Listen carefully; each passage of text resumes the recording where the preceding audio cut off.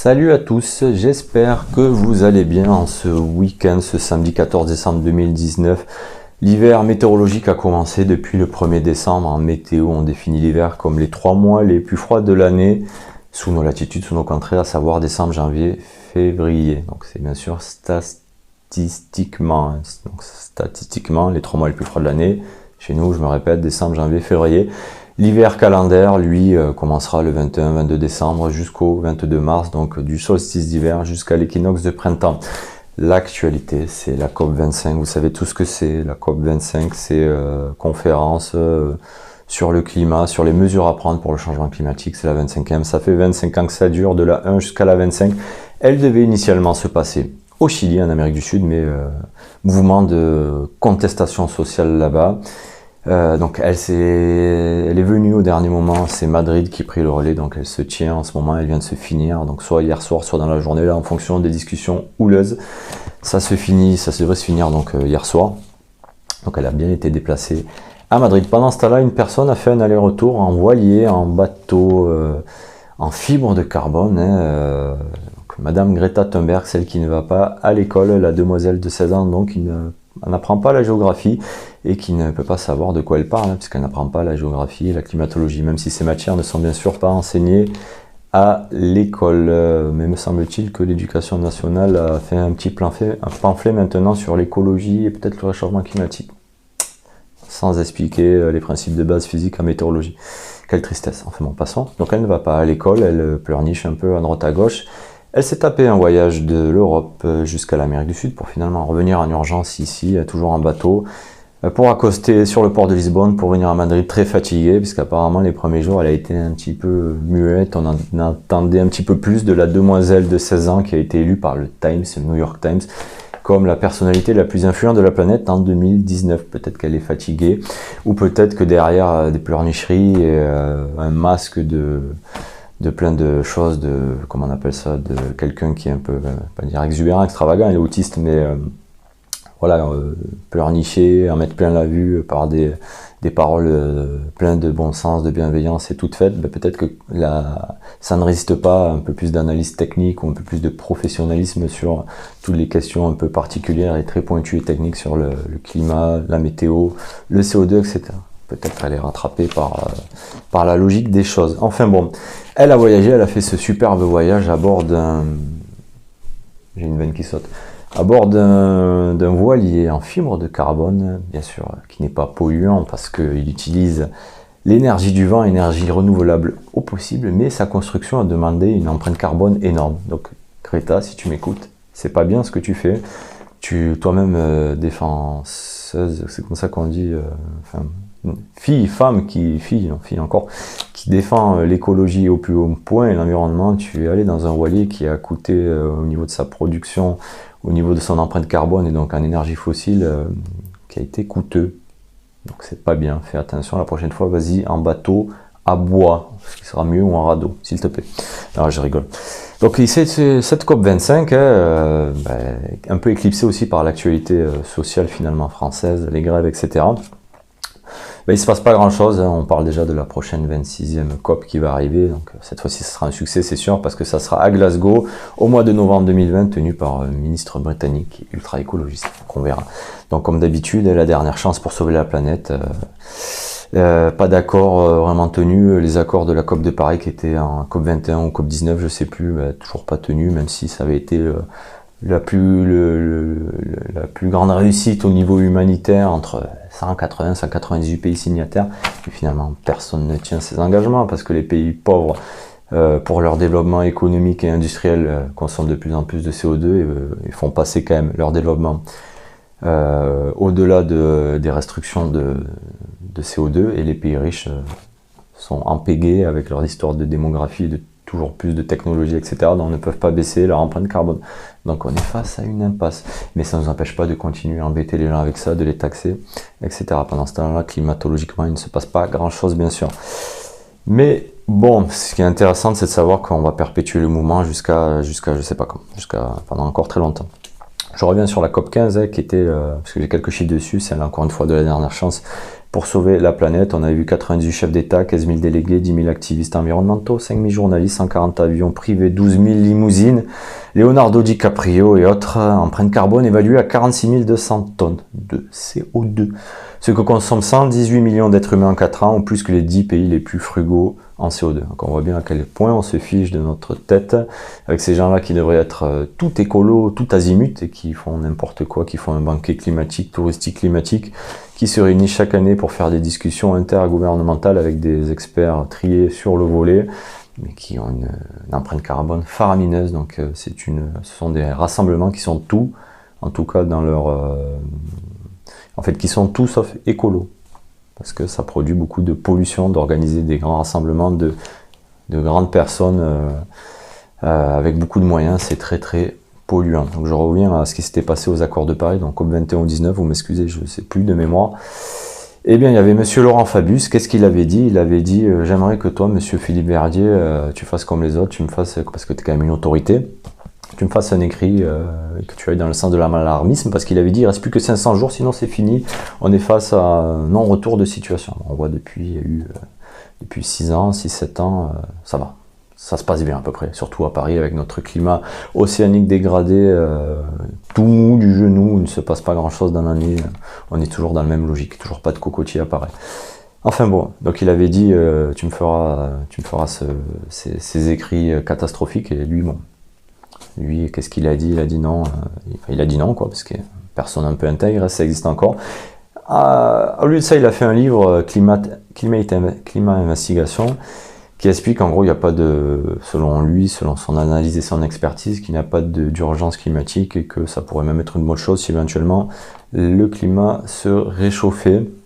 Donc il a été viré, lui c'est un des rares journalistes qui est vraiment spécialiste en climatologie et en météorologie, et qui en plus était le chef des services météorologiques de France 2. Donc mis de côté parce qu'il n'a pas prêché la bonne parole, il n'a pas servi à nos politiciens. Voilà pour la petite histoire. Je reviens aussi rapidement sur le hiatus météorologique. Depuis 20 ans, la courbe des températures ne suit pas du tout la courbe du CO2. On a une stabilisation des températures depuis une vingtaine d'années. Ça fait un couac dans les prévisions du GIEC, donc il se base toujours sur l'histoire du CO2, alors qu'on sait que le climat est multifactoriel, et le plus gros facteur du climat, c'est bien sûr l'influence du soleil sur la planète et l'orbite de la planète par rapport au soleil. Donc Météo France a fabriqué un article récemment en expliquant que des experts, des scientifiques s'étaient penchés dessus et qui pensaient que bon, c'était un transfert d'énergie dû à des courants marins du Pacifique, de ce qui se passe en surface à la subsurface, à la sous-surface qui était rentrée en profondeur, et ça expliquait que la Terre ne se réchauffe plus comme elle devrait le faire au gré des prévisions du GIEC. Magnifique article qui est consultable sur Météo France.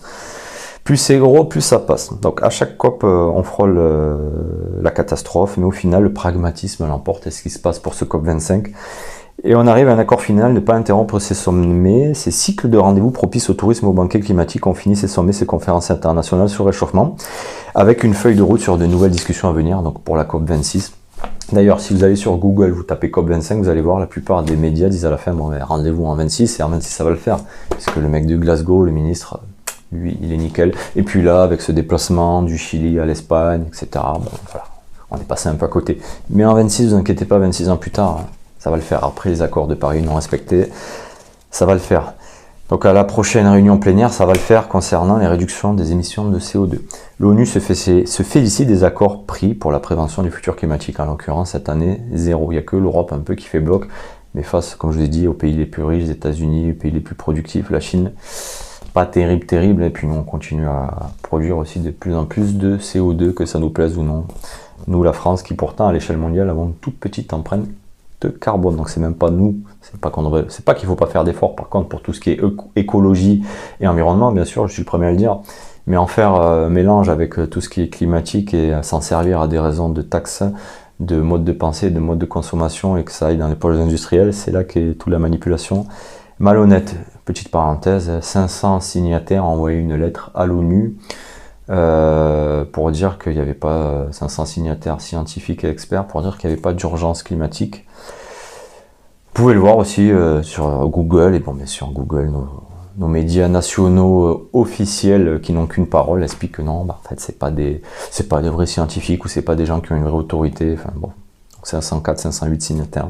Par contre, quand c'est les pseudo-experts ou pseudo-scientifiques du GIEC, ou même scientifiques, qui eux sont très sur le volet et qui sont financés par rapport à ce qu'ils vont raconter, par rapport à leurs conclusions, là, il n'y a pas de problème. Là, ce sont des vrais scientifiques.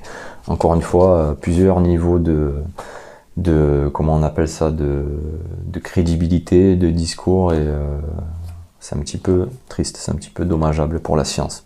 Donc si vous avez raté la COP de cette année, pas de panique, vous pouvez vous rendre à la COP 98, demander à vos petits-enfants qu'ils y participent, et vous verrez que ça sera toujours la dernière chance avant de sauver le climat. Le gouvernement maldivien, donc par rapport à cette histoire de COP 15, a d'ailleurs effectué sa COP dans un sous-marin pour en mettre plein la vue, pour expliquer que plus tard, si on ne fait pas quelque chose, eh bien, les Iliens, les gens qui vivent au ras de l'eau, et toutes les surfaces qui sont à peine émergées de la planète, eh bien, il n'y a pas d'autre moyen que de construire des choses sous l'eau pour continuer à vivre. Donc cette histoire de mettre plein la vue, donc ils ont rassemblé les chefs d'État dans un sous-marin.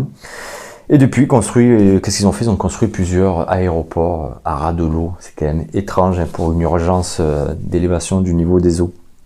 On assiste depuis quelques années à un changement de vocabulaire passant de réchauffement à changement, puis bouleversement climatique. Alors peut-être qu'ils ne considèrent plus le réchauffement comme certain, mais seulement possible, et la montée des eaux qui en est le corollaire comme n'étant plus inéluctable ou plus catastrophique ou plus je ne sais quoi.